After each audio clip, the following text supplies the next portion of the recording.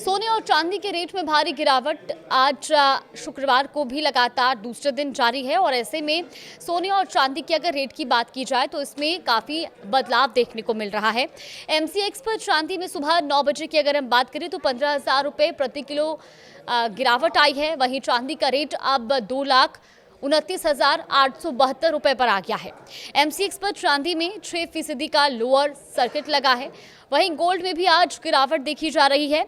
Gold में 0.82% की गिरावट दर्ज की जा रही है और इसी के साथ सोने का भाव अब 1,50,675 रुपये प्रति 10 ग्राम पर पहुंच गया है। इससे पहले एमसीएक्स पर अप्रैल 2026 एक्सपायरी वाला गोल्ड फ्यूचर्स कॉन्ट्रैक्ट गुरुवार को 1,52,260 प्रति 10 ग्राम पर बंद हुआ था और यह अपने रिकॉर्ड हाई 1,80,769 प्रति 10 ग्राम से करीब 28,500 रुपये नीचे आ गया था।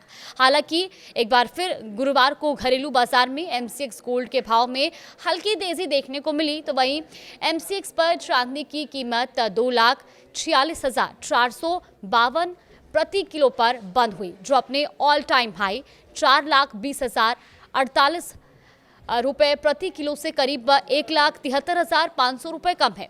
गौर करने वाली बात यह है कि एमसीएक्स पर सोना और चांदी दोनों की रिकॉर्ड ऊंचाई पिछले हफ्ते शुक्रवार को ही छुई थी, क्योंकि इसमें काफ़ी बदलाव देखने को मिल रहा था। ऐसे में आपको ये भी बताते हैं कि आखिर सोने और चांदी के दामों में ये भारी गिरावट क्यों देखने को मिली। आज सोने और चांदी की कीमतों पर दबाव इसलिए है क्योंकि अमेरिका और ईरान के बीच तनाव कम होता दिख रहा है। मिंट की रिपोर्ट के अनुसार मार्केट एक्सपर्ट्स का ये मानना है कि दोनों देशों ने संभावित न्यूक्लियर डील को लेकर बातचीत शुरू करने का ऐलान किया है और आज पहली बातचीत हो रही है।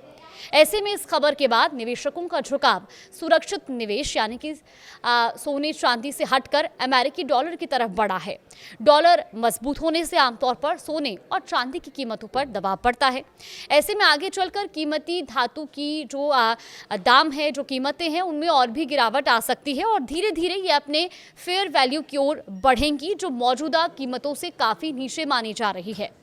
मार्केट एक्सपर्ट्स का यह भी मानना है कि अमेरिकी डॉलर के मजबूत होने की वजह से सोने और चांदी की कीमतों पर बिकवाली का दबाव बना हुआ है।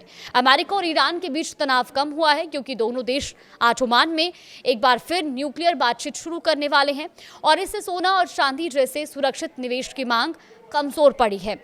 ऐसे में आने वाले दिनों में ये उम्मीद जताई जा रही है कि सोने और चांदी के भाव में एक बार और गिरावट देखने को मिल सकती है और धीरे धीरे ये अपने सही भाव यानी कि फेयर वैल्यू तक भी पहुंच सकते हैं।